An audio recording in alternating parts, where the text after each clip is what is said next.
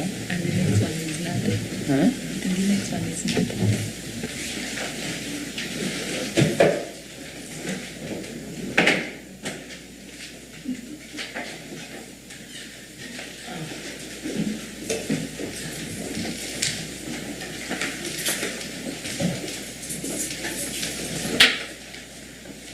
Mr. Speaker.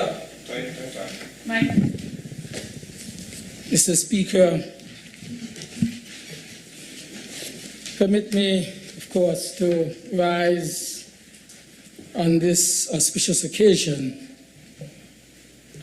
when, yet again, we are assembled here in the National Assembly of the Parliament of St. Kitts-Nevis to lend support to the discussions that are taking place on the Appropriation 2022 Bill 2021.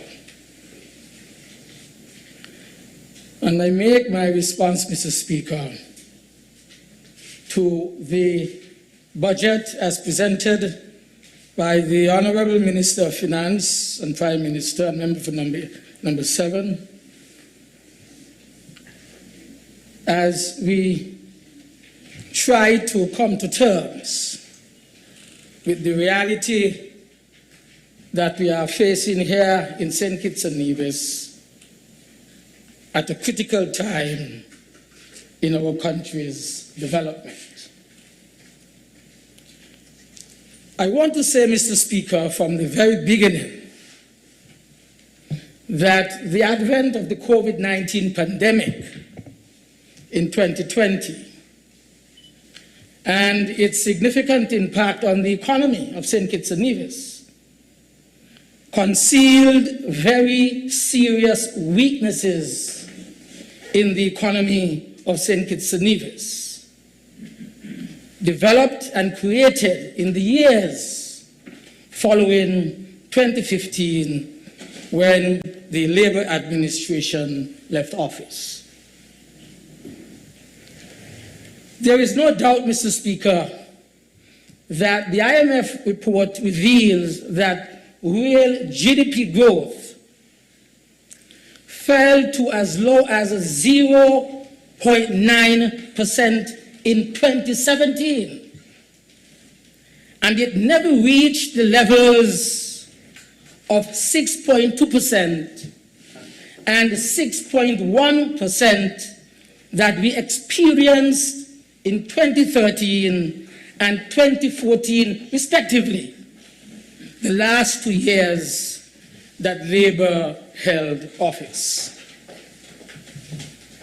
Mr. Speaker, the fiscal performance of the economy followed a very similar pattern after 2015 and before COVID-19 of 2020.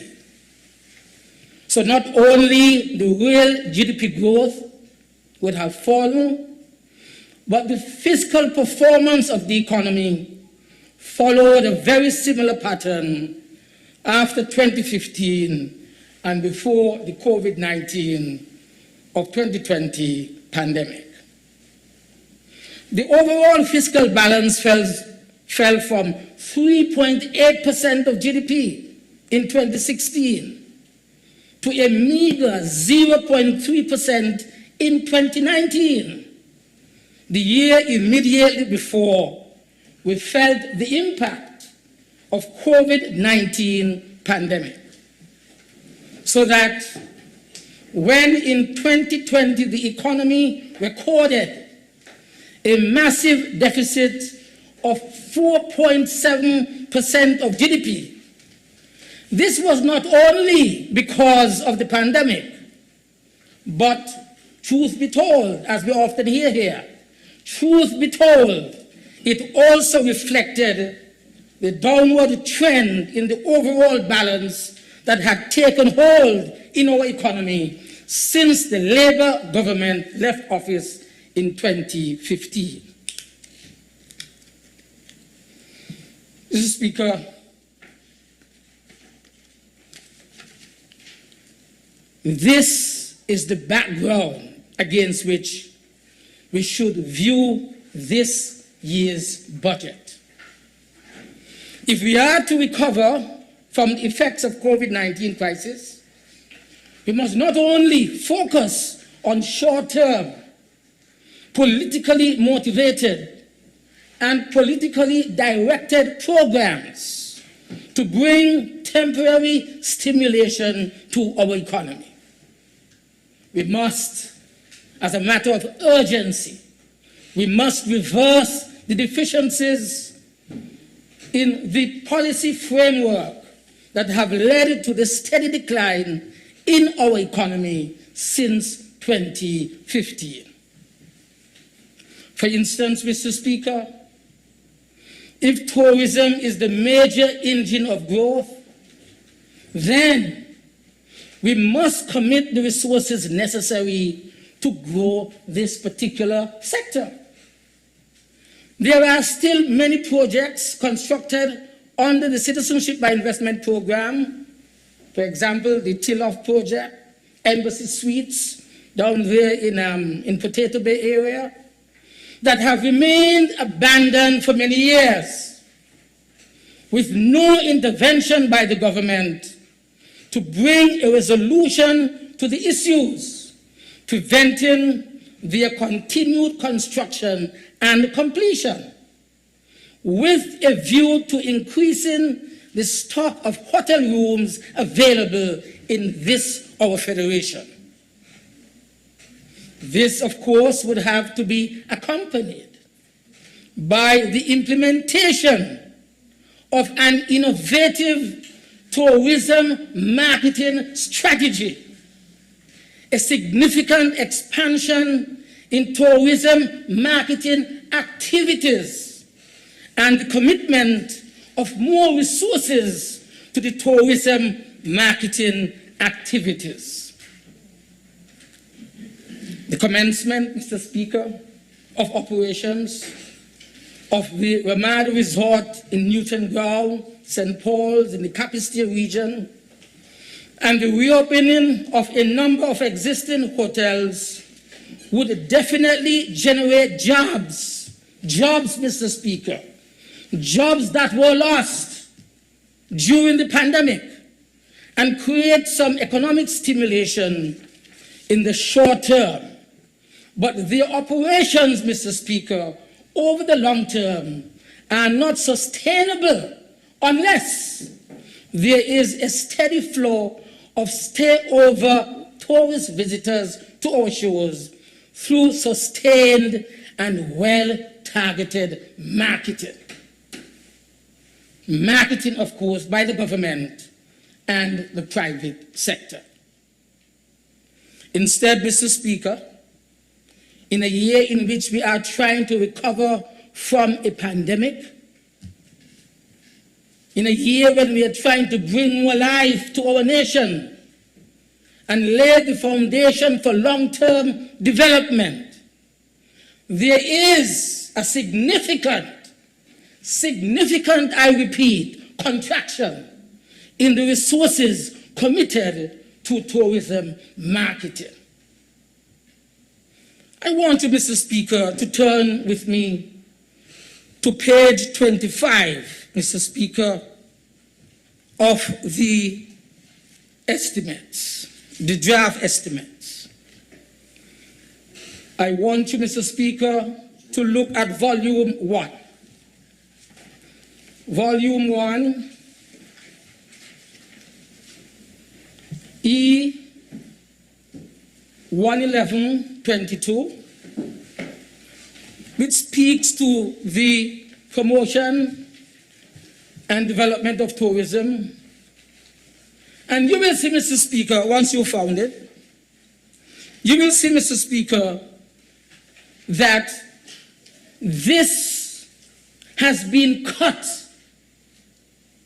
This particular item, Mr. Speaker, has been cut by nearly $1.5 million, or over 4.5%, Mr. Speaker, page 25. Okay. This, Mr. Speaker, has been cut by nearly $1.5 million, or over 4.5%, Mr. Speaker. And so this, in my view, is a betrayal of the hoteliers who have been encouraged to open or reopen their facilities, while government reduces its marketing efforts and exposes them to the high risk of huge cash shortfalls and thus premature closure.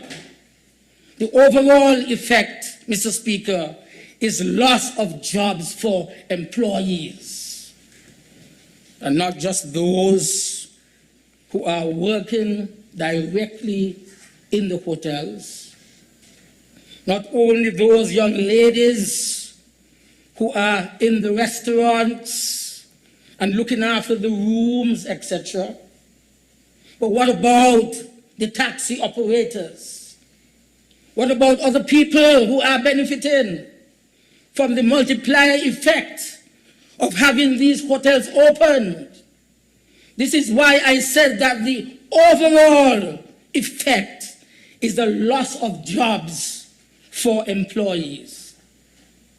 And this is a betrayal of our workers who, after many months in the wilderness, have found a few jobs in the hotels, but run the risk now of being laid off again if enough tourists are not attracted to the hotels, because the government's commitment to marketing and promotion of tourism in this country has been cut by nearly $1.5 million,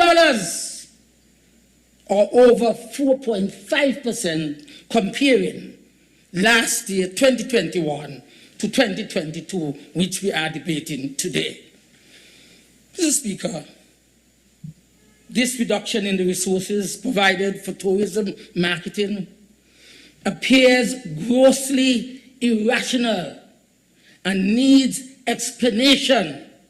Not only the Minister of Tourism, but the Prime Minister, Minister of Finance must give explanation to this. It appears irrational. It makes no sense, Mr. Speaker. And that is why I say this morning, at this very early stage, we demand an explanation on this side. Really, we need to know what's going on here. Sorry?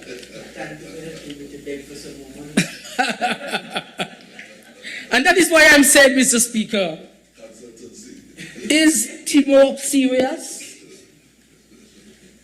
Timo can't be serious with this kind of picture that is being revealed. Can't be serious, Mr. Speaker. Mr. Speaker, I go on. The estimated heavy increases in tax collections could also stifle growth in the short term and hamper the recovery from the COVID-19 pandemic. It is estimated, for example, that tax revenues will grow from a projected $366.1 million in 2021 to $430.4 million in 2022. If you would follow me again, Volume 1, page 5, Roman numeral 5 of Volume 1, Roman numeral 5. Mr. Speaker, if you look at these figures, you will see, Mr. Speaker, that this represents a humongous increase in tax revenues of $64.3 million, or 17.56%, Mr. Speaker. We must bear in mind that on page 6 of Volume 1, go further over to page 6 of Volume 1, Mr. Speaker. You will see, Mr. Speaker,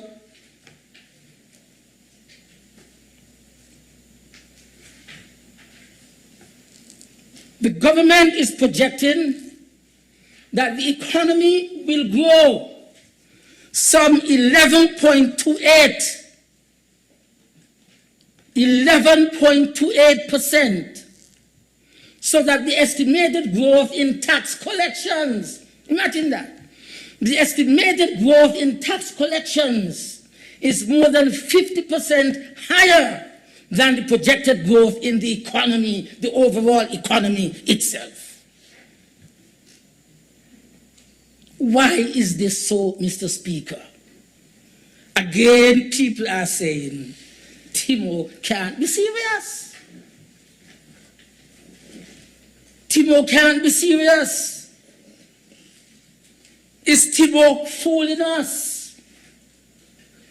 Mr. Speaker, as clearly shown on page 55, let us go back to page 55 where it was before. Going back to page 55, Mr. Speaker, the major taxes that are fueling this massive increase in tax revenues estimated for 2022 are income tax. Look at there. On the tax revenue, taxes on income, income tax, Mr. Speaker, which is expected to increase by $8.7 million. We hear about tax-free budget and so, tax-free. But what about tax increases? $1.7 million for house tax, which is 17.32%.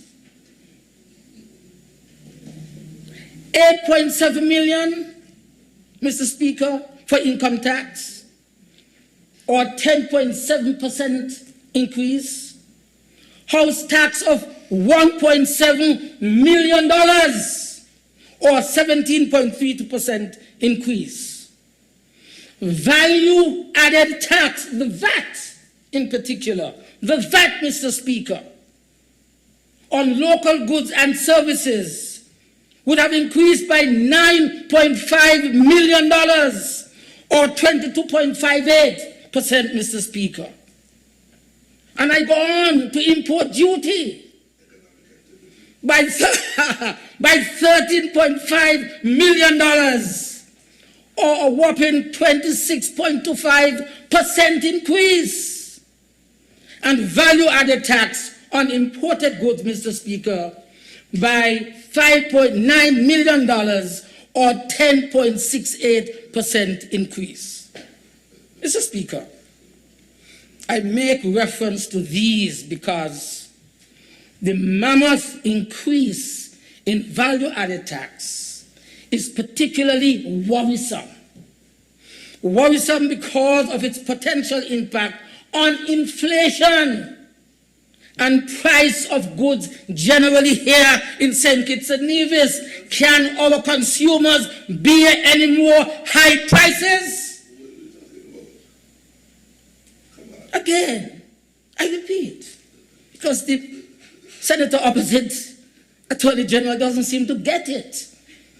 I said the mammoth increase in value-added tax is particularly worrisome because of its potential impact on inflation and the price of goods. For example, even now, Mr. Speaker,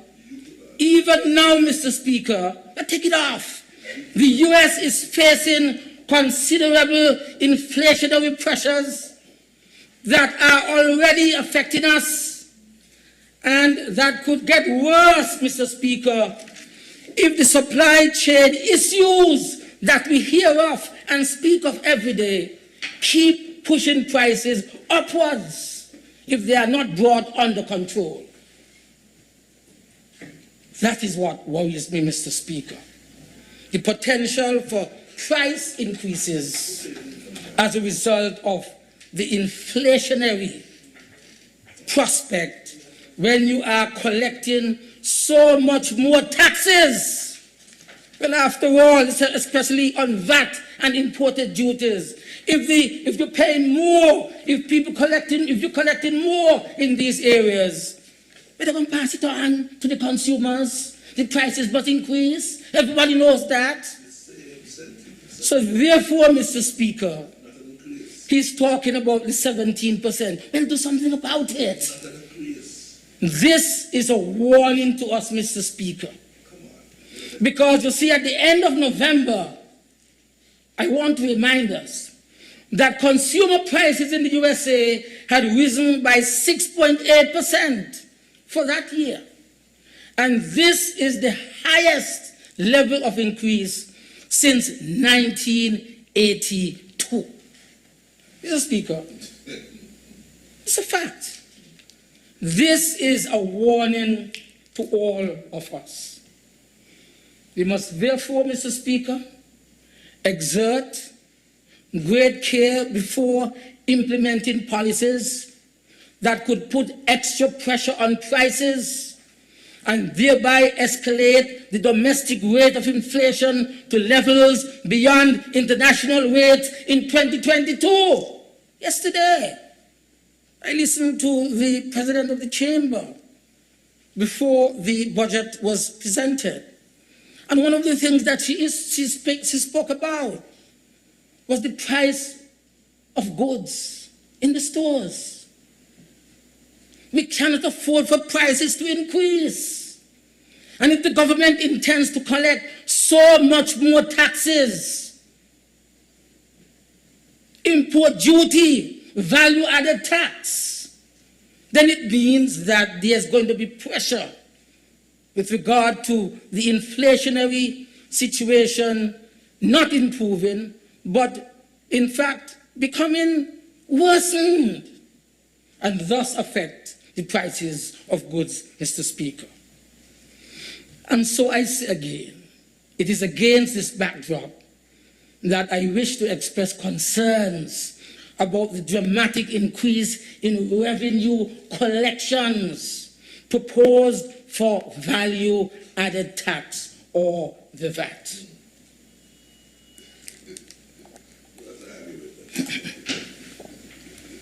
Mr. Speaker, I am especially worried because the proposed increase in collections of value-added tax on local goods and services of 22.58% is nearly twice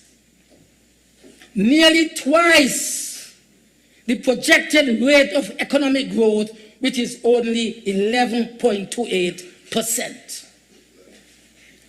This could only be achieved by an increase in the rate imposed in respect of value added on domestic goods and services. Hence, this is either an indication of padding or manipulation of the numbers, or it is an indication of the government's intention to increase the rate of value-added tax, or as it is being said on the streets, that VAT will be added onto our utility bills. What nonsense are you talking about? Example, Skelec. This is what is being said on the street. But the Minister of Finance talked yesterday, he said about that. But that is what I'm saying. What is he? Is Timo serious? Or he's fooling us? That is why we ask the questions over there on the streets. Is Timo fooling us? Is Timo serious? What street you talking about? Mr. Speaker, in a period when we have learned from the pandemic the importance of domestic production, a hike in value-added tax on domestic goods and services would be counterproductive. I want to emphasize that. You will do it of 17% on that and talking about increasing the rate. Mr. Speaker, this anticipated increase in the intensity of revenue collections will bring severe hardships on our businesses and taxpayers, who in many cases have barely survived the pandemic and still face the risk of insolvency.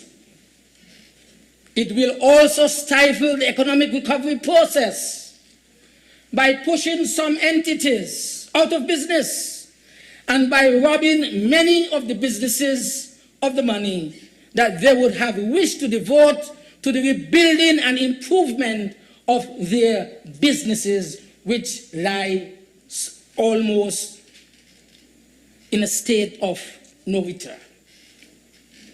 And that is why I say we have to be serious here when we come to this parliament with regard to repositioning the economy of St. Kitts-Nevis. We want people to make serious projections.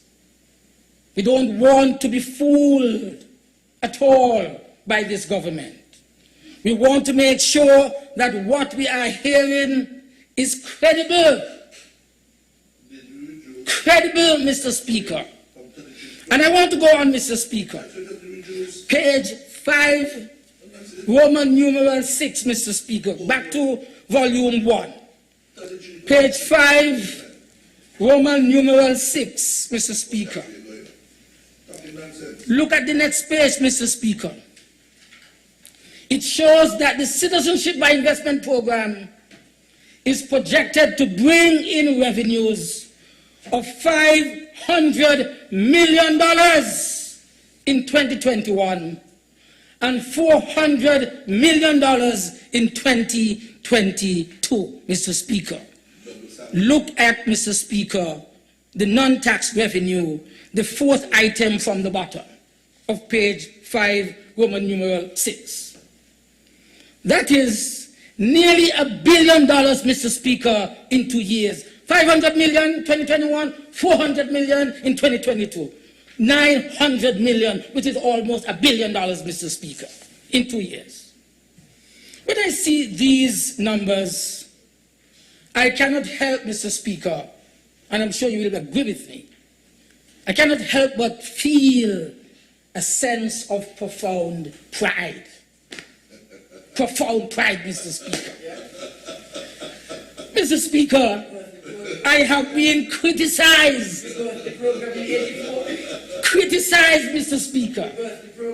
I have been attacked, condemned, and maligned because of this program that my government relaunched, Mr. Speaker, back in 2006. Mr. Speaker, when I have been proven right, but I have been proven right, Mr. Speaker, because as this program continues to bear fruit for our people and to stand out as a shining example of the creativity and innovation of the government that I led, I cannot help but ask myself, Mr. Speaker, what would have happened to this blessed country, especially during the pandemic, if I had not taken up an almost dead Citizenship by Investment Program, and if I had not given it new life, breathed life into it, and gave it a fresh start through redesign, rebranding, and the implementation of a most successful marketing strategy. I want, Mr. Speaker, to commend those who were there at the initial start of this rebranding.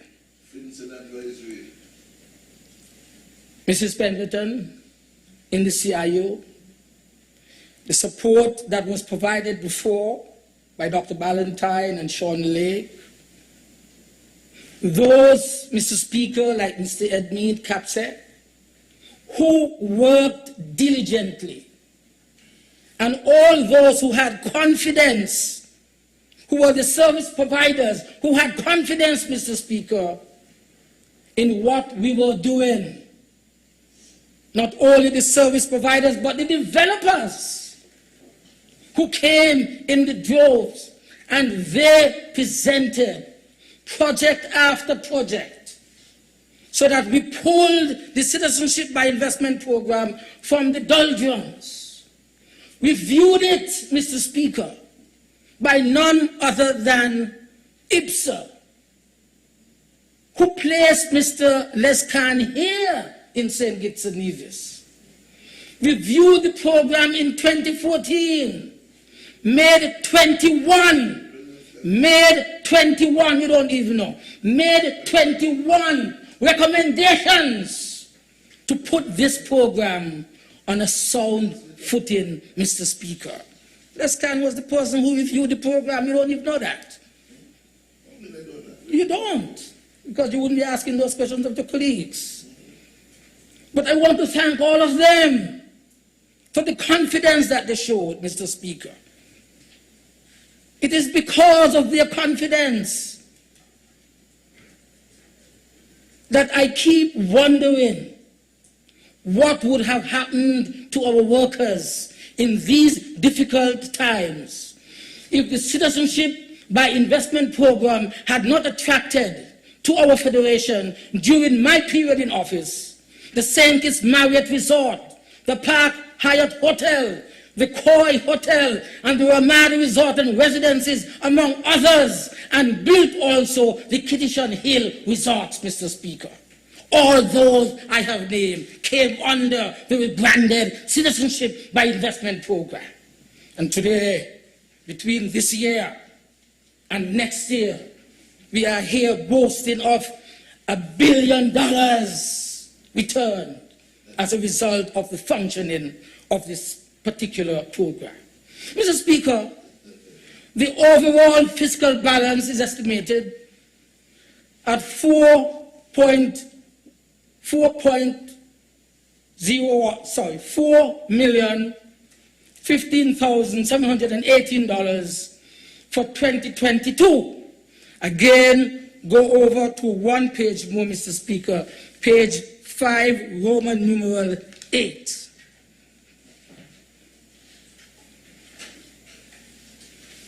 $4 million overall balance, in the middle of the page, Mr. Speaker. I don't have to ask what would have happened if the Labour government did not relaunch the Citizenship by Investment program. We looked at the recommendations in 2014 before leaving office in 2015. 21 recommendations were made by Mr. Lescan of IPSA. And so I don't think I have to ask what would have happened if the Labour government did not relaunch the Citizenship by Investment program. It is clearly obvious, Mr. Speaker, that without the $400 million projected for revenues from the Citizenship by Investment program, the government would have faced a most gigantic and unsustainable overall deficit of some $395,985,282, Mr. Speaker. In other words, it is the CIP that has saved this government for the day. This, Mr. Speaker, along with the huge deficits in 2020 and 2021, which are recorded, would have pushed our country and our people into a pit hole of extreme suffering and desperation, Mr. Speaker. Oh, you got to thank God that Labour was in office at that time. Thank God that Labour was there. Huh? You all would have been in a pit hole, and our people would have been suffering and living in more desperation than how they are living in today as a result of the pandemic, Mr. Speaker. But it was never the intention of the Labour government to continue the Citizenship by Investment program indefinitely. Never. We never thought, Mr. Speaker, that we could bastardize the program in the way that it is operating today, Mr. Speaker.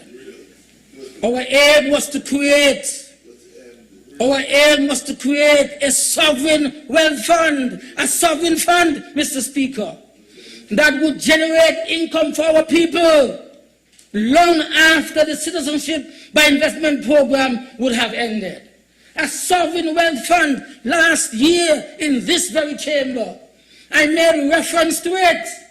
The IMF had already drawn up a number of possible models that we could use. And members opposite said they had never even heard about it. And they are part of the government then for 6 years. Mr. Speaker, I really don't think I need to ask what would have happened if we had not come on board with the program. Our aim was to create a sovereign fund that would generate income to our people long after the program would have ended. It was also our intention that the private sector investments generated by the program would have had a highly transformative impact on our economy. And what do I mean, Mr. Speaker, by the private sector investments generated by the program? Construction. For my entire life in this parliament, all the way back in 1989, you would have heard that if it is one economic activity, one sector that generated income, that had a multiplier effect on the economy, was construction. And so, with construction booming then, with the creative industries and entertainment taking a foothold in the domestic economy and impacting positively on the lives of our youth. But, Mr. Speaker, all those which took place when the program was booming in terms of the economic activities, they are not seen, they are not there. But there is no such evidence that this is happening as a result of the nearly $1 billion that we are having from the CIP.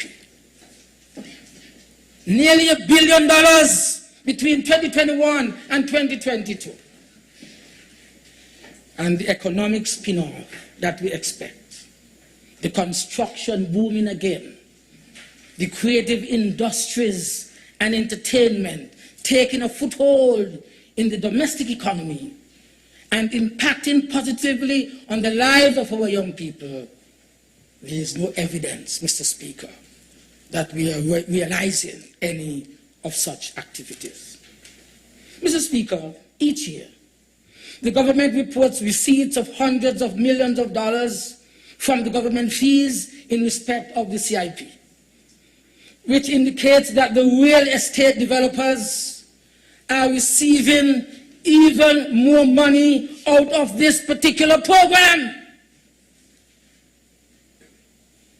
But over the last almost 7 years, Mr. Speaker, that Team Unity has been in office, we have not seen many new investments by the private sector, especially in hotels and CBI-related projects. Where are they, Mr. Speaker? Where are they? If we are to truly transform our economy and bring significant benefits to the people of our country, then we must demand that the resources generated by the program be put to good use, help generate economic activity for the benefit of our people. And our young people, Mr. Speaker, must demand this, especially at a time like now, when we are so severely impacted by the COVID-19 pandemic. This is the time, Mr. Speaker, when those resources should be put to better use and ensure that our people's hardships would come to an end. We must also ensure, Mr. Speaker, that the funds committed to the management of the Citizenship by Investment Program are not diverted for other purposes and uses. And here, Mr. Speaker, I note that an extra $33.3 million was allocated to the office of the Prime Minister under item 05041 on page 58. Look at page 58, Mr. Speaker.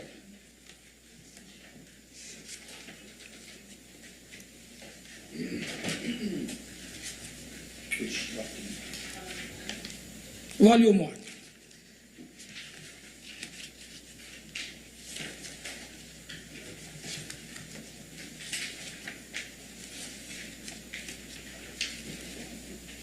Right. Which is management of citizenship by investment program. And there is no explanation whatsoever that has been given. 5.8, volume 2. Just a minute. Volume 2, sorry.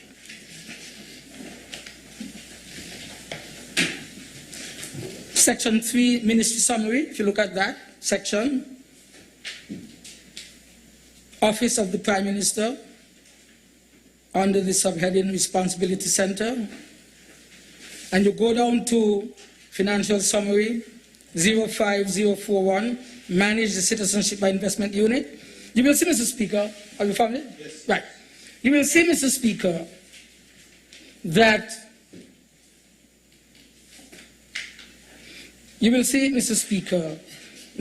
there is no explanation whatsoever. I've searched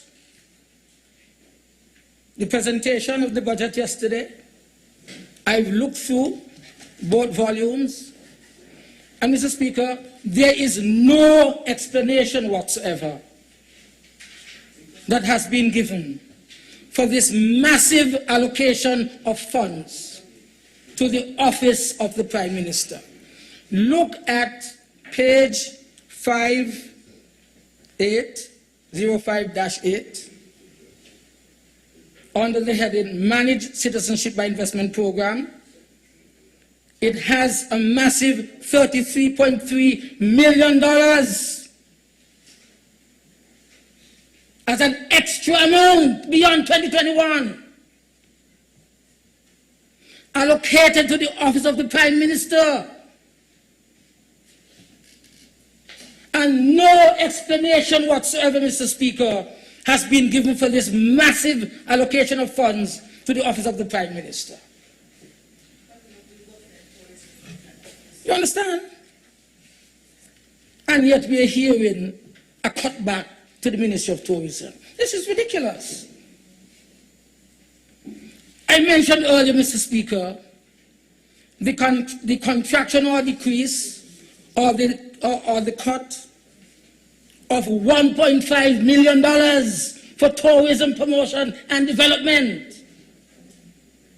While there is a cut in that particular item, tourism being the growth sector at the moment of this economy, it is the opposite that we are seeing, Mr. Speaker, with regard to the allocation of $33.3 million extra in the office of the Prime Minister. And no explanation has been given. Mr. Speaker, we are facing very difficult times. And many of our people, they are suffering. Every single dollar makes a difference in their lives. And so we simply cannot afford to allocate $33.3 million in the estimates without adequate explanation. Is it a case of squandering that massive sum of money in pursuit of political or other inexplicable objectives? What is it? What's the explanation? And the tourism minister and others should ask these questions. Why $33.3 million and you are giving me a cutback in mine? Why? Mr. Speaker, we simply cannot afford to allocate $33 million in the estimates in the office of the Prime Minister without explanation. Is this squandering that massive sum in pursuit of political or other objectives? People want to know, Timo. People want to know. Timo cannot be serious. Timo a fool all of us. When I examined the estimates, Mr. Speaker, I was very pleased to see. Yes. Oh, I didn't realize. our parliamentary procedures require that if a member of parliament is going to be referred to in our speeches, that we give them the proper designation.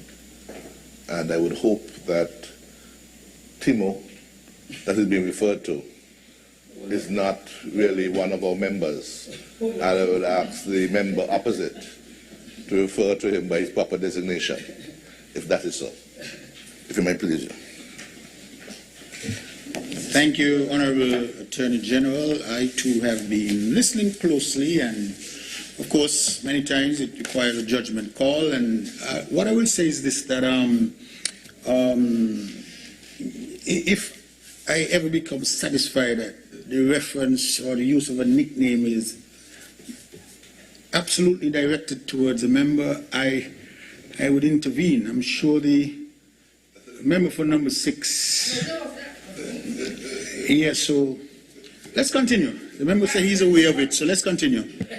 Right, Mr. Speaker, because you know, if I want to speak directly to any member of this great house, I would do so appropriately. That is not my style, Mr. Speaker. But I am saying, questions out there on the streets, Timo cannot be serious. Timo a fool us. No, I'm just telling you what is asked on the street. I don't know who they refer to. But there's a saying, whoever the cap fits, wear it. Remember that, Mr. Attorney General. So, Mr. Speaker, as I move on, when I examined the estimates, I was very pleased to see a very substantial increase on the personal emoluments. How much time do I have? You began at 10:18, is that correct? 10:18? We have it now. Another hour? Yes. Well, I don't know when we started. 10:18? And, well, so I'm doing good on time. That's true. I better take some water.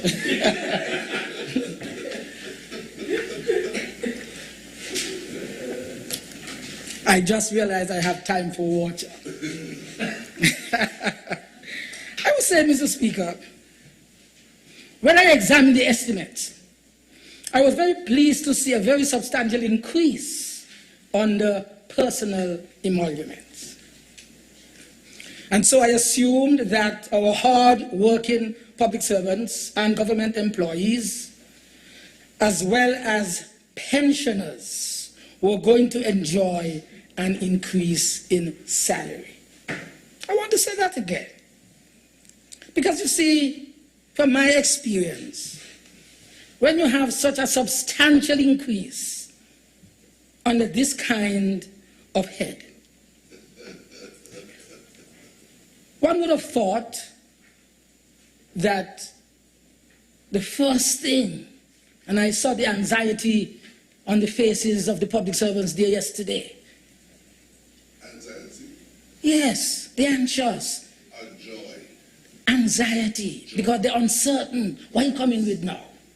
Claps? And then we heard nothing about the salary increase. What we heard was a double salary, which I am not knocking. I am not knocking at all. Well, I must be happy if people get more money to spend, to save, to invest. But it would be happier if all would have been able to enjoy such a largesse, I call it. Yes. But find a way. I'm not about double salary. It's money from the government. Find a way. Find all the time. Brother, sorry, do you know how many people out there going to sleep at nights with their children hungry? Do you know how many months, 20 months, there are people out there who have not had any employment at all? Subsidies? I left $900 million in the treasury. How do you mean you ain't got no money? What you all do with it? What you all did with it? $900 million in 2015 I left there. What the heck you did with it? Huh? How much increase you did with that $900 million? You have not done anything that we had not planned for. We planned to ensure that the debt was reduced. We had no choice. We left the money there. But Mr. Speaker, the point I am asking is, people were assuming that our hard-working public servants and government employees, as well as pensioners, were going to enjoy an increase in salary. Personal emoluments increased from a projected, Mr. Speaker, $232.7 million, $232.7 million in 2021, to an estimated, Mr. Speaker, sorry, page 5, Roman numeral 7, in number 1, estimate 1, yeah. So I was saying, personal emoluments increased from a projected $232.7 million in 2021 to an estimated $291.2 million in 2022. And this, Mr. Speaker, represents an increase of $58.5 million, or 25.1 increase, Mr. Speaker, in 2022 over 2021. Mr. Speaker, I stand on perhaps a point of order clarification. Point of order, sir? Yes, because I think perhaps the member for number 6. I misleading? Perhaps the member for number 6 should maybe provide some clarification, because earlier he said that there has been an increase in the office of the Prime Minister for some $30-something million, and there's absolutely no explanation. He's now speaking to personal emoluments and salaries, which as far as I know fall under the office of the Prime Minister. And he has said he has noted an increase of some $50-something million.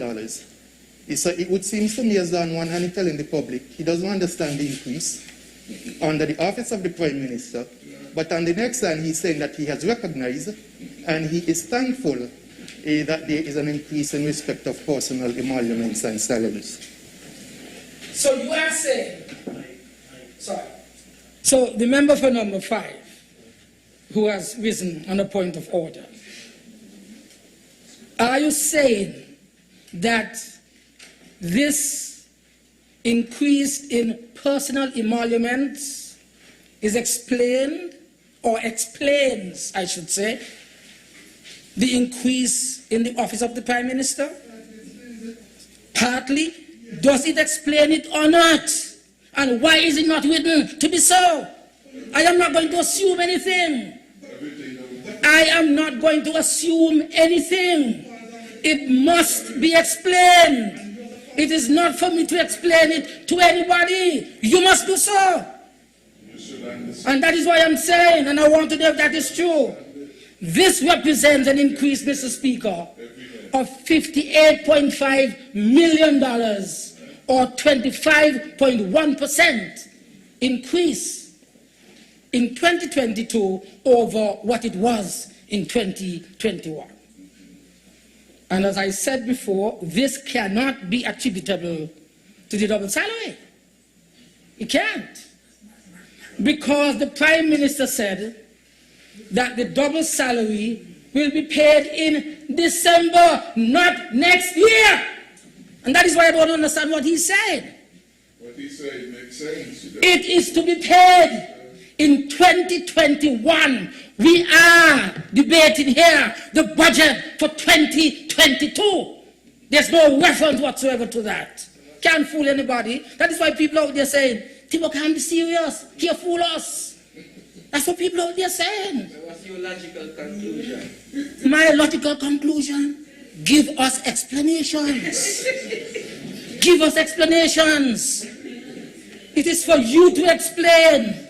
Because you can't come and say that your double salary that you are paying in this December, fiscal year 2021, is going to explain what you're going to have and as an increase in your emoluments for 2022. I don't think it is so. And if it is so, explain it. This, as I said, cannot be attributable to the double salary because the Prime Minister said that the double salary will be paid before Christmas of 2021. These figures, Mr. Speaker, are for 2022. And such a huge increase in personal emoluments is bound to have significant macroeconomic impact. And Mr. Speaker, it should not be simply included in any budget without any attempt to provide justification, Mr. Speaker. And he knows better. So what is really going on here is what we are asking. We demand an increase in salaries and wages. We welcome the double salary, yes. But the people are demanding an increase in salaries and wages. That is what they were hoping that they would have heard yesterday. More people, Mr. Speaker, will always benefit from more. Of course, Mr. Speaker, the double salary for civil servants in December of this year, it is welcomed. But I listened to the Prime Minister very carefully and I read the budget address over and over again to see if I missed anything. Because he made no mention, Mr. Speaker, of government employees that do not occupy civil service posts. Throughout the presentation, it is replete, continuously referring to civil servants. GAE workers. Civil servants, Mr. Speaker. It says clearly, Mr. Speaker, civil servants. I am going to go to that very page because he's having to feed in my notes. Let us turn to it. Let us turn, Mr. Speaker, to the budget address. Mr. Speaker, let us go to what was said and what is written in this document. If you went, Mr. Speaker, to paragraph 82 of the budget address, it says, Mr. Speaker, that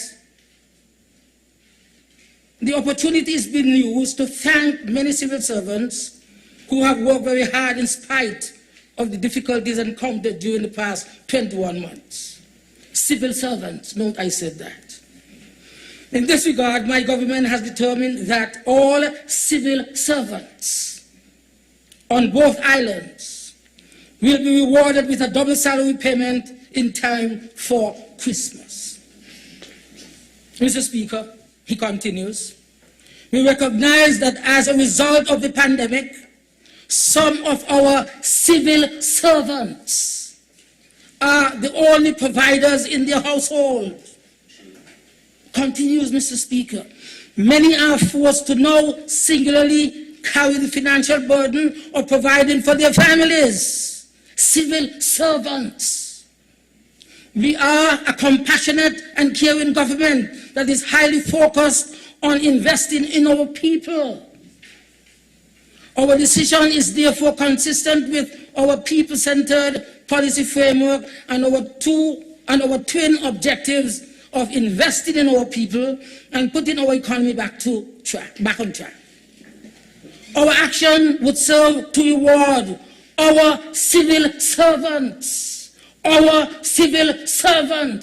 consistently, our civil servants who have been diligent in their service and help those who are finding it difficult to cope with their financial obligations.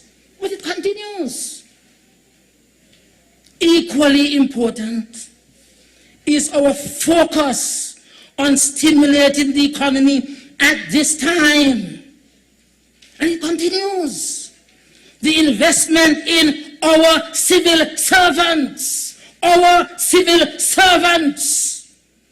would most definitely have a strong multiplier effect within the economy where the micro, small, medium, and large businesses would benefit. Mr. Speaker, where does it mention pensioners? Where?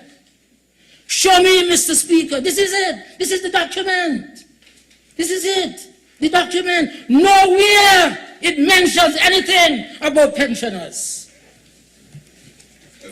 Mr. Speaker, nowhere is there any mention, Mr. Speaker, of pensioners being paid a double salary.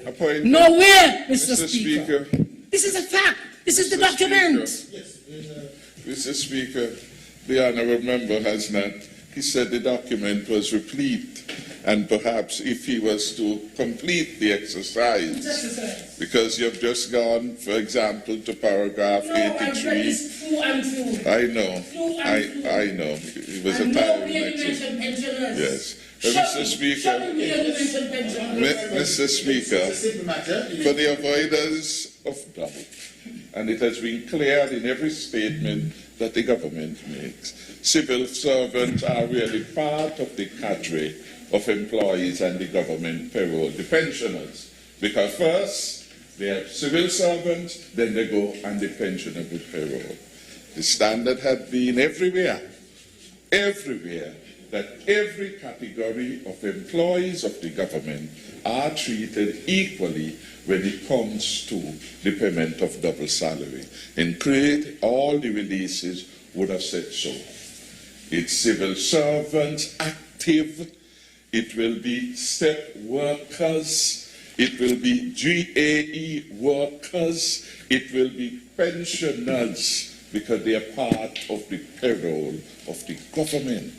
Every paid employee of the government. And the member for number 6 knows much better and should know better and should not come and make this an issue today.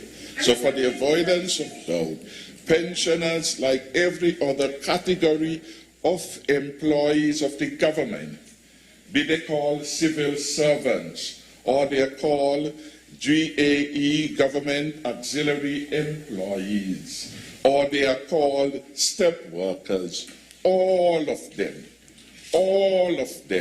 will benefit on the 21st of December, well in advance of the promised Christmas deadline, with the payment of a double salary. Thank you. Mr. Speaker, we are now having what appears to be a clarification. But the reason why one had to make sure that it is clear, because if you wanted it to be clear, you will write it, you will utter it. It's nearly 2 hours we spent yesterday listening. You know how many pensioners went home or went to their bed last night? almost in despair. Well, nobody mentioned anything to us. I am telling you, Mr. Speaker, up to this morning, people called me and wondered if they were being included. Whenever I paid a double salary, it was clearly stated, public servants and the pensioners. Always. Every time, Mr. Speaker. Every time. And you know why there is suspicion? Because if you were to look at paragraph 83, page 36, Mr. Speaker.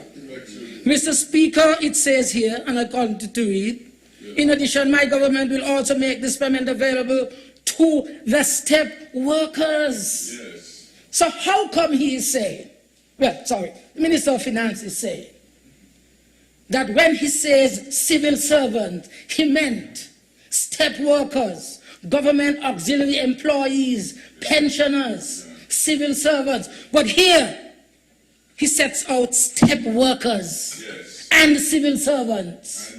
What happened to the rest of them? Mr. Speaker, no! Look at your own presentation, Mr. Speaker. Nowhere did it subdivide the civil servants. He said that step workers and, but you just said whenever you say civil servant, you mean step workers as well. You just said that. You just said that. No, don't disturb me. Don't disturb me. Mr. Speaker, let me continue. It is important for us to make this very, very clear. It is very, very clear that we know that all civil servants, pensioners, step workers, because step workers are not called civil servants. You may call them public servants, not civil servants. And you know better. Well, you made it clear. You know better. I don't believe you had any intention of paying them. I don't believe so. I really don't. Because you are a very specific person. You understand? Mr. Speaker, let me continue. Because, you see, that is why people over there are asking, Timo can't be serious. You fool us. That is why they're asking, Timo can't be serious. You fool us. Because here now, all over, the Minister of Finance was presenting a budget. 2 hours. Not even one mention of pensioners. But he said, I mean them as well. Hey, come on, man. Let us be serious about this. And so, Mr. Speaker, when one examines the estimates, we see this. And that is why I said we needed to be certain that this would include our public servants, all categories. Civil servants, pensioners, JAE workers, step workers, and, as was also mentioned, those who are in statutory corporations. If their accounts would somehow support an increase, then this increase should be given. Doesn't say that the government is going to step in at all. If their accounts, if their situation is such, fiscal situation is such, that they can afford, then they may be paid by their board. So the government is going to give them, if the boards can't agree to it. Why would the government do? Why? Why didn't you pay the GA? They are public servants as well. Why didn't you pay the honorary? It's true that they are statutory corp workers, but they are, Mr. Speaker, to some extent, government employees in a way. In a way? Yeah, they are statutory corporation workers, and usually they are categorized in that way. So we would also want to know if these persons are going to be given this opportunity like others. Mr. Speaker, I was saying that the double salary for civil servants is welcome.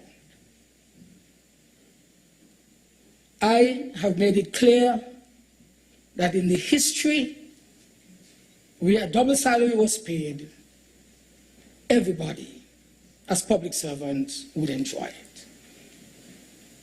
Neither on the labor nor on the PAM, I saw any difference. And that is why I am heartened to understand that there is a serious consideration of including them, because it is important for them to be included. Mr. Speaker, because you see, all pensioners of the public sector and all persons of the public sector have felt the impact, Mr. Speaker, of COVID-19. So I am glad to hear this morning that I don't even know if I get a salary, to be frank with you. I don't even know if I get a salary. And the Attorney General would know that. He would know that. Even if they were not laid off, Mr. Speaker. A lot of people in the hotel sector would have been severely impacted. And maybe a lot of them, where civil servants are included in that household, definitely could have had a difference in terms of how they approach the season, knowing that there is something for them in terms of a double salary. But again, I emphasize, an increase in salary and wages is what people would have preferred. Mr. Speaker, You want an increase too? well, what category you put me in? Well, if parliamentarians are getting an increase, why not? Not an increase, a double salary. Why not? Well, maybe I know. You should explain that. There's an increase on the remuneration per parliamentarians. That is why I said the Attorney General should know. Whatever you look forward to, I look forward to. I think that is important. So, Mr. Speaker, and I think we will come to that. Mr. Speaker. Remember, could I say me too?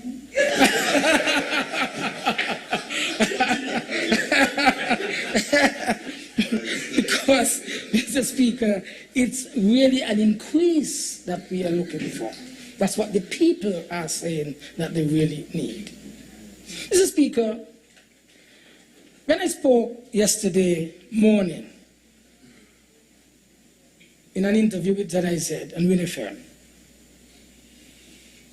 I did mention that the budget should not focus on short-term recovery from COVID, but it should really lay a foundation for correcting policy errors over the past 6 years and putting the economy on a path to long-term development.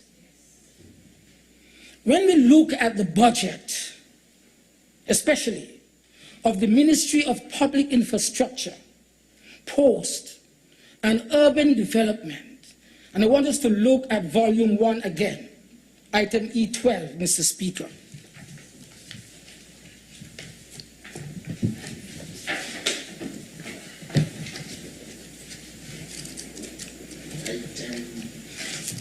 E12, Volume 1, page 10, sorry. Page 10, Mr. Speaker. E12, Manage Public Infrastructure, Post, and Urban Development. And look on the transfer, and you basically recognize we see no serious attempt to stimulate the recovery or to address, Mr. Speaker, any long-term developmental issues. If there's going to be serious attempt to push development, increase spending, and help to generate some growth in the economy, you usually would look to this ministry and what is allocated to it, to look at what to expect in terms of development. And as I said, if you look at this item, we see no attempt, no recorded attempt to stimulate recovery or to address long-term developmental issues. I know, Mr. Speaker, again, if you turn with me to page 12-19 of volume 2, over a little more to 12-19.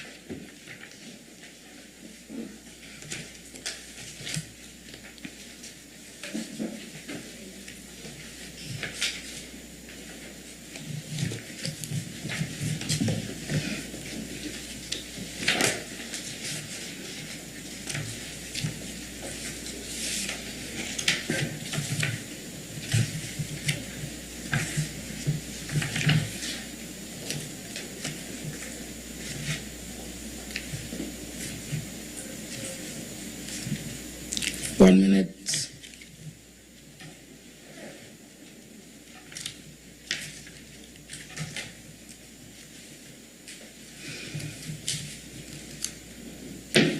$12.19, maybe like in the middle of volume 2. If you look at that, Mr. Speaker, the estimates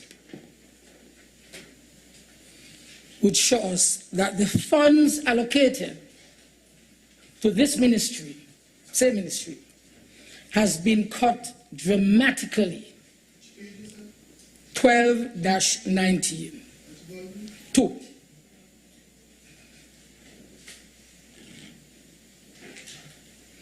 The funds allocated in this ministry have been cut dramatically from an estimated $51.8 million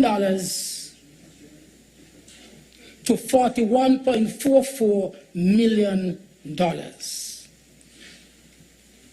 Comparing 2021 to 2022, there is what I consider to be a dramatic cut from $51.8 million to $41.44 million, Mr. Speaker.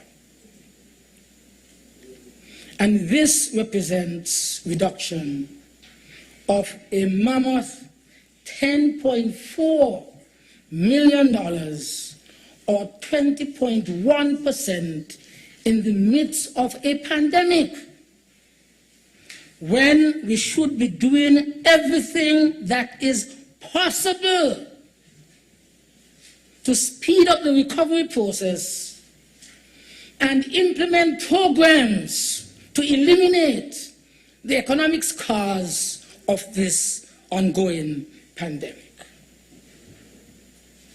Mr. Speaker, I want to submit this morning that this reduction is likely to be even more impactful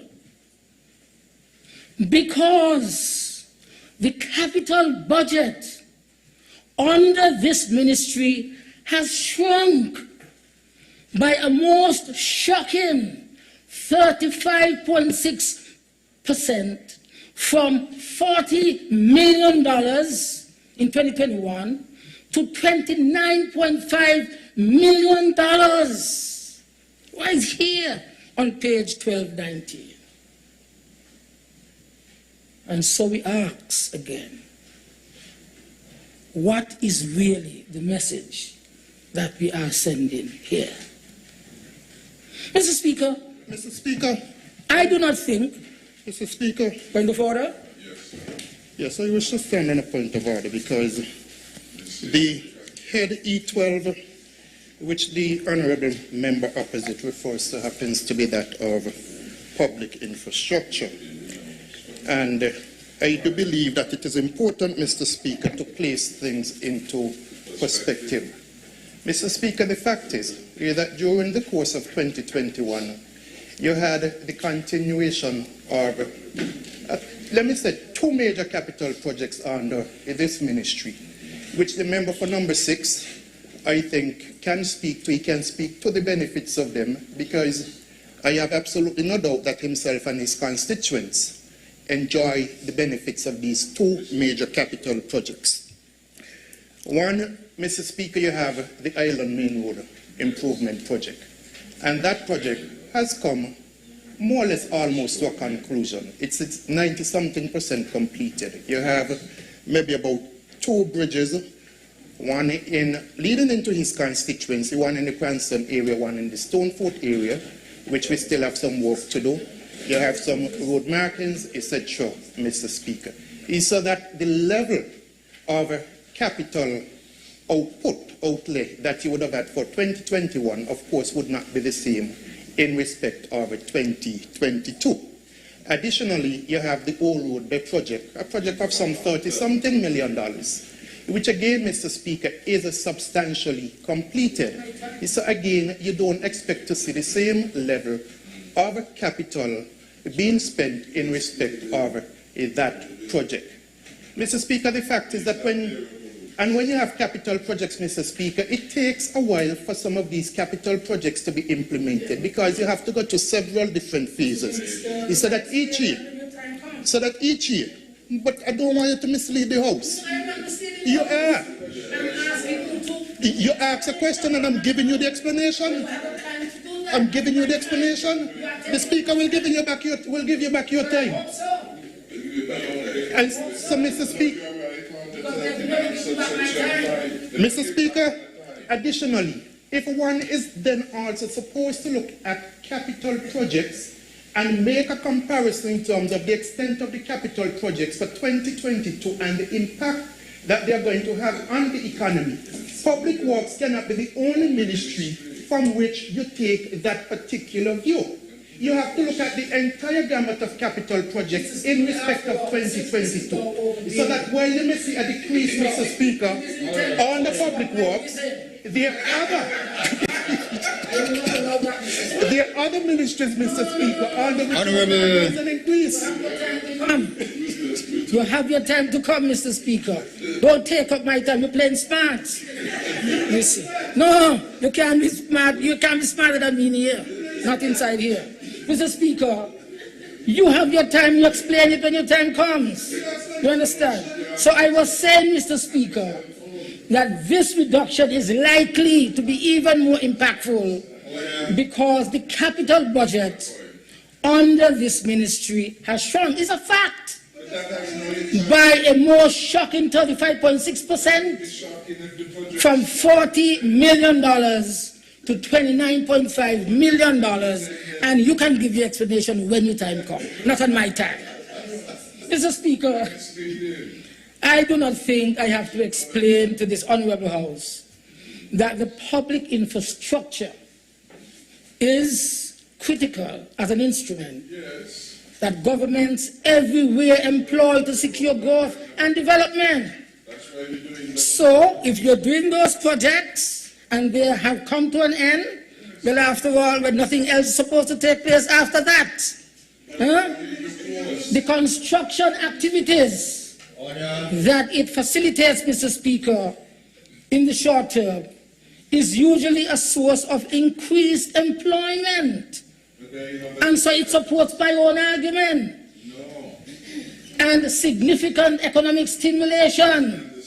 And so if the projects are well crafted, they enhance the future earning capability of the economy. So you are telling me because the Old Road Bay project and the Island Surface Main Road project has ended, that's it? Nothing at all for 2022? Well, where is it? Where is it? That is what I'm asking. Where is it? And why is the ministry who is responsible for doing that is not included?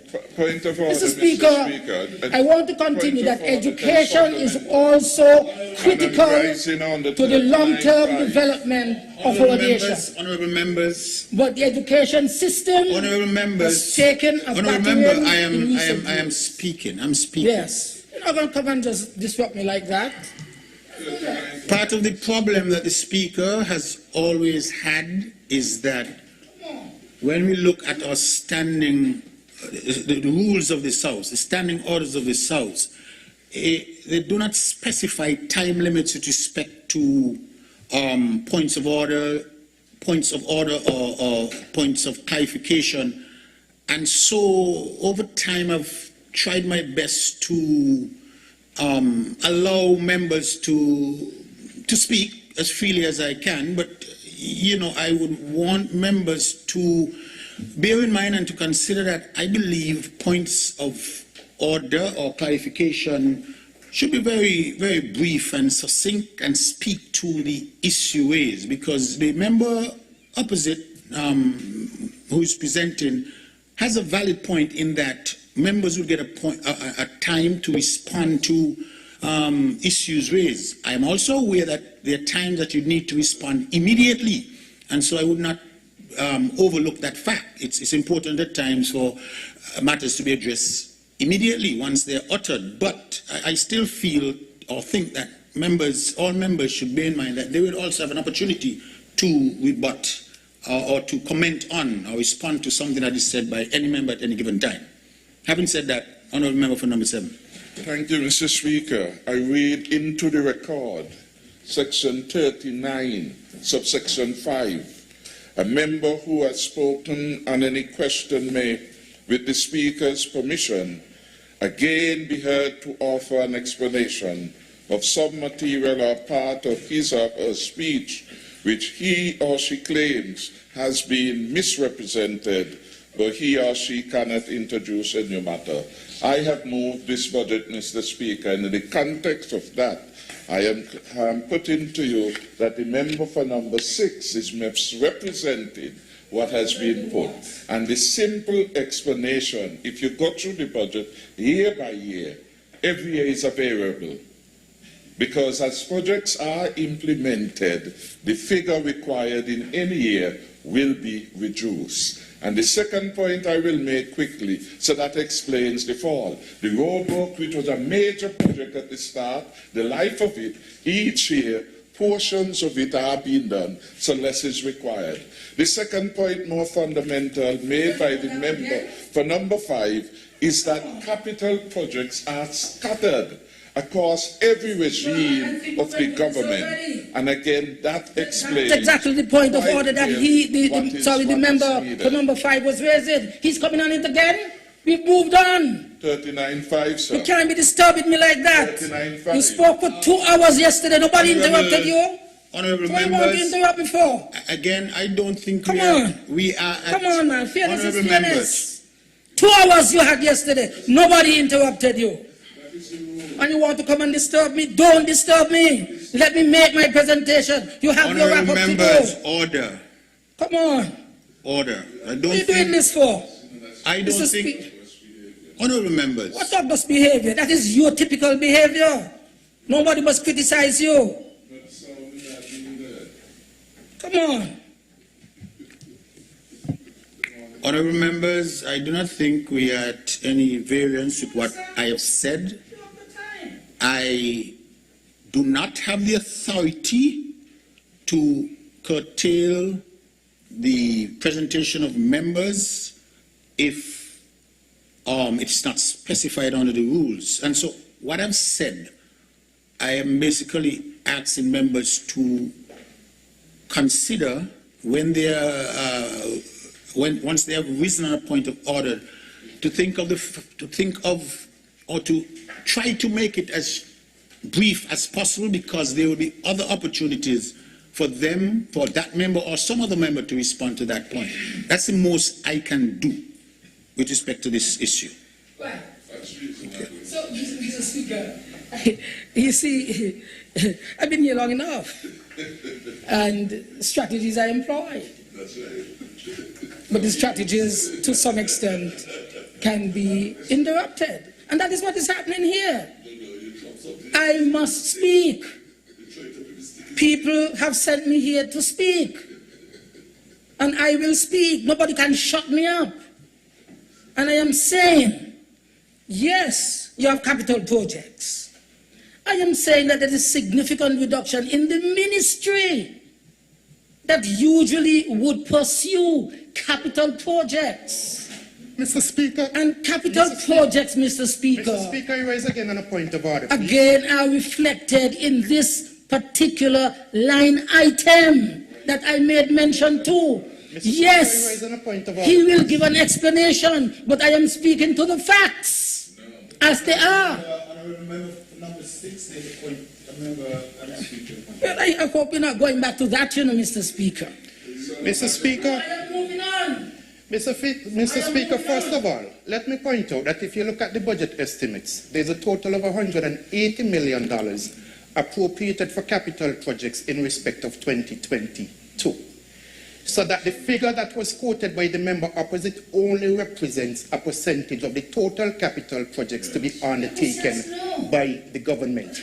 And so he must put that into perspective. Now, in regards to the Ministry of Public Infrastructure, that ministry has a general oversight for all of the capital projects being undertaken by government.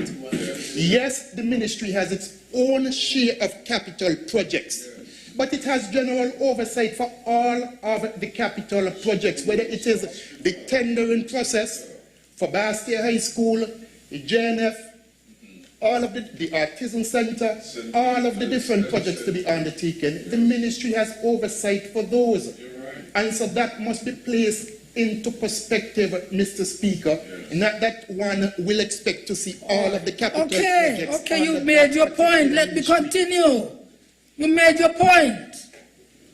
Let me make my point as well.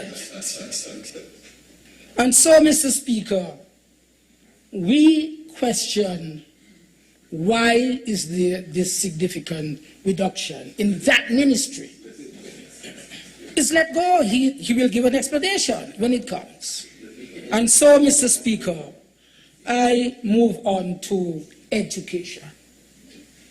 I want to emphasize, Mr. Speaker, that education is also critical to the long-term development of our nation.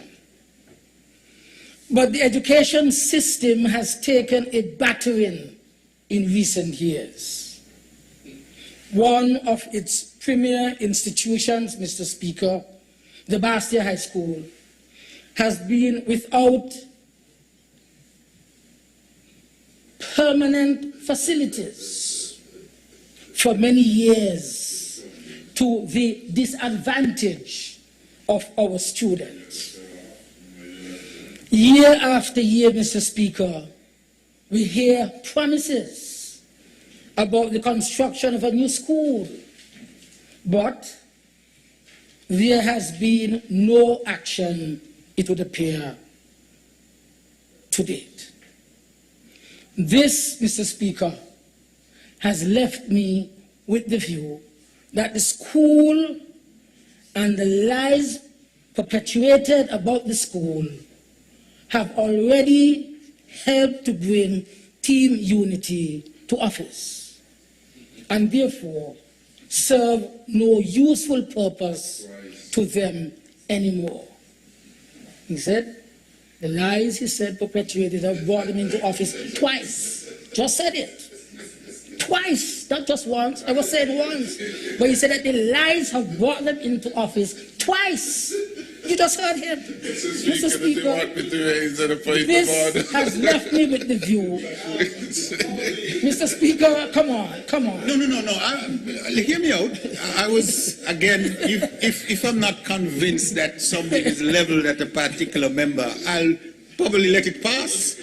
Yeah, I have to be convinced he's so... Mr. Speaker, so that is what I'm saying. So, this has left me, Mr. Speaker, with the view that the school and the lies perpetuated about the school have already helped to bring team unity into office twice, and therefore serve no useful purpose to them anymore. It is also clear, Mr. Speaker, that the school system was woefully unprepared to handle the problems associated with COVID-19. And this has resulted in random and frequent opening and reopening of schools or classes within schools to the disadvantage of the students. Hence, Mr. Speaker, I expected that in 2022, the resources would have been allocated to the schools to allow them to modernize their operations, make better use of technology, and enhance their capacity to deliver online education. Unfortunately, no additional resources have been committed to the education sector that I have seen. And it is projected that the allocation to that ministry will remain virtually unchanged in the region of about $103 million until 2024. And this, Mr. Speaker, is borne out. If you look again, going over to 13-13 of Volume 2.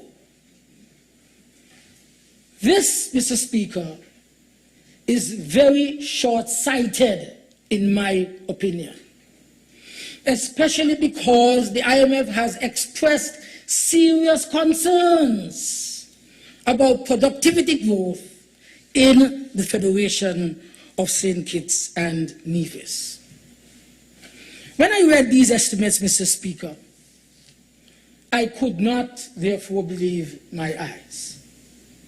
I could not believe that the funds for education are being held constant over the next 3 years, and that the funds for tourism promotion and for infrastructure development have been so dramatically reduced in a year after we have reopened the economy. And when we are looking forward to speeding up the recovery process and placing the economy on a sustainable growth path while living with COVID.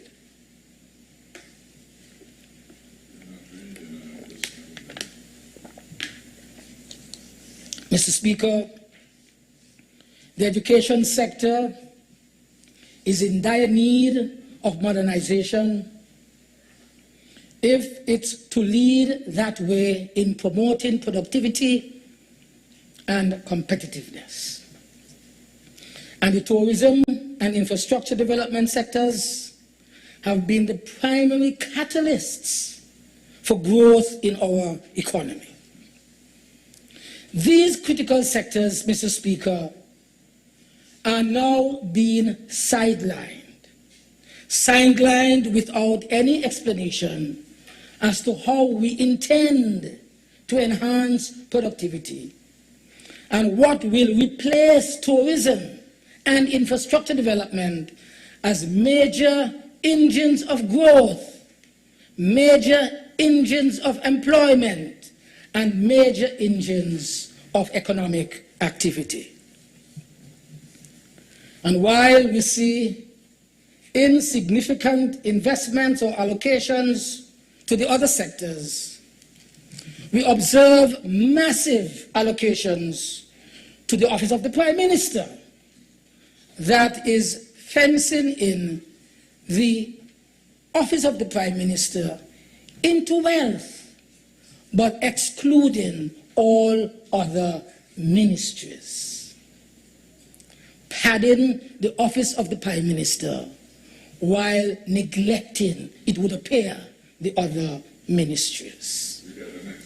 Mr. Speaker, I was left to conclude that this is quite likely, Mr. Speaker, a game of politics, and that the government is putting political maneuvering ahead of the well-being of our people.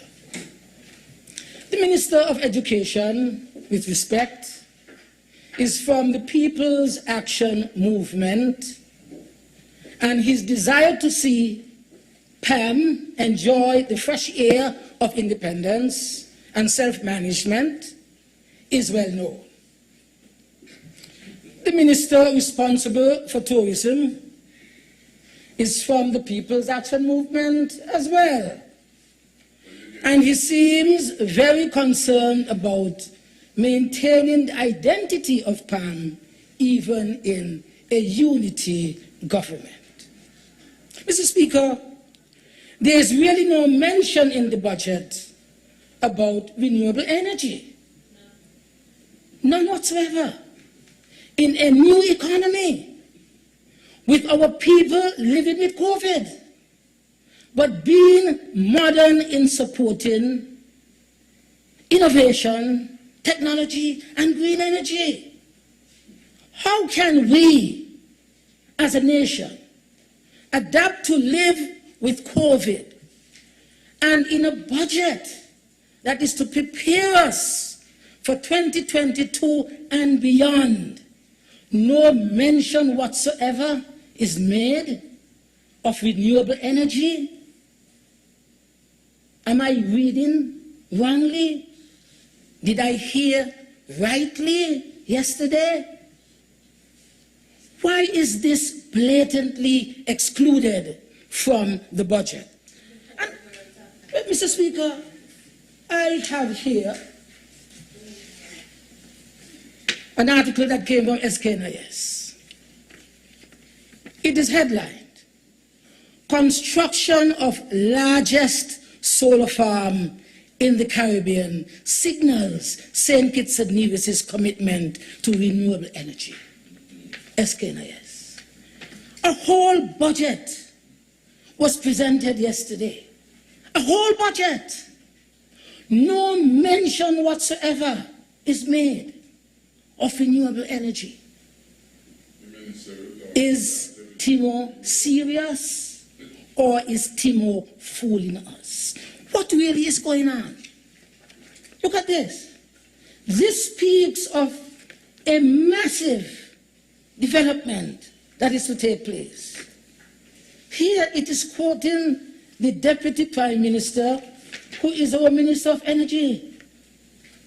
We are talking about 100 acres of Crown land located in the Royal Bastia Valley National Park and costing $70 million for a microgrid that will bring into being one of the most modern, we are told, energy farm, renewable energy farm, solar energy farm in St. Kitts and Nevis. But there is no mention in the budget about renewable energy in this new economy that we are speaking to. Why is this blatantly excluded? Well, Mr. Speaker, I am reminded that the minister responsible for infrastructure and renewable energy and the greening of the economy is not only from PAM, but he is the leader of PAM. And he has publicly stated that he thinks, and his elders and members of his party believe, it is his turn to become Prime Minister after next general election. And so I ask, Mr. Speaker, could this be the reason for the contraction or stagnation of the budgets of these important ministries? Yes, I've heard the Deputy Prime Minister respond. And what about agriculture? And what about agriculture and food security? Are we serious, Mr. Speaker, with declining support given to this, which should be our next growth and productive sector in the economy? Huh? I note that the Minister of Agriculture is also from CCM. And so I ask, is Timor serious? Is Timor fooling us? Mr. Speaker, should our country, in the midst of this devastating crisis, suffer as a result of the competition for power and the outright battle between the members, hold on, between the members of the so-called team unity government. Honorable members, I leave you to answer these questions for yourselves. I would only say that if it is true that the ministers of PAM and possibly CCM are being discriminated against in this way, then their ability to serve their constituencies that elected them is seriously impaired. And every day they remain in this unity construct, they plunge another nail in the coffin of PAM and CCM. However, Mr. Speaker, I would like to assure the supporters of PAM and CCM too that they can avoid the abandonment, Mr. Speaker, and neglect of their leaders by finding a home in labor. They can find a home in labor, Mr. Speaker. Our new leader, Dr. Terence Dew, who is there? Stand up, brother. He's right here. Our new leader.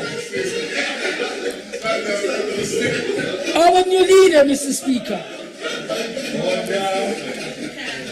Our new leader, Dr. Terence Dew, welcomes them, I can say. And the entire Labour Party welcomes them.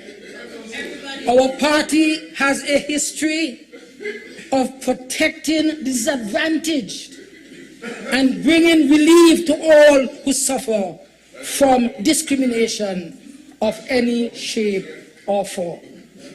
Mr. Speaker, our party is proud that we had the opportunity to choose our leader from among 3 outstanding and talented young persons of great leadership qualities. They can't do that.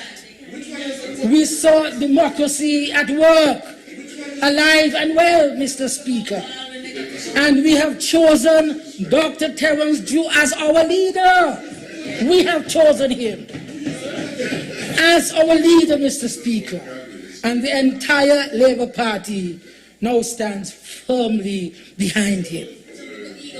Our party, the oldest in the English-speaking Caribbean, Mr. Speaker, is about history.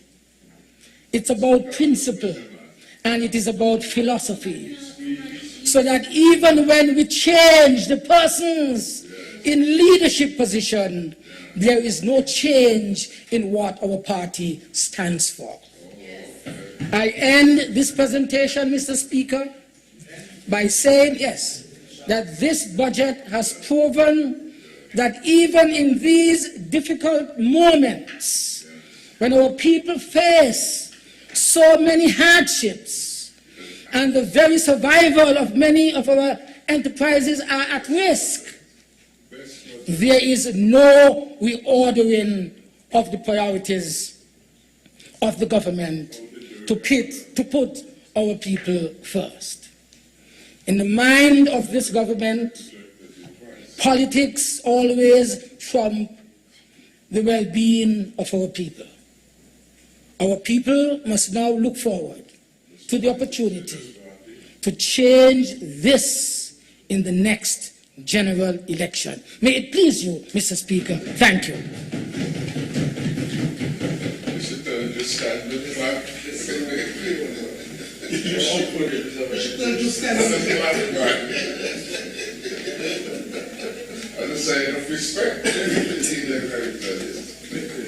Thank you.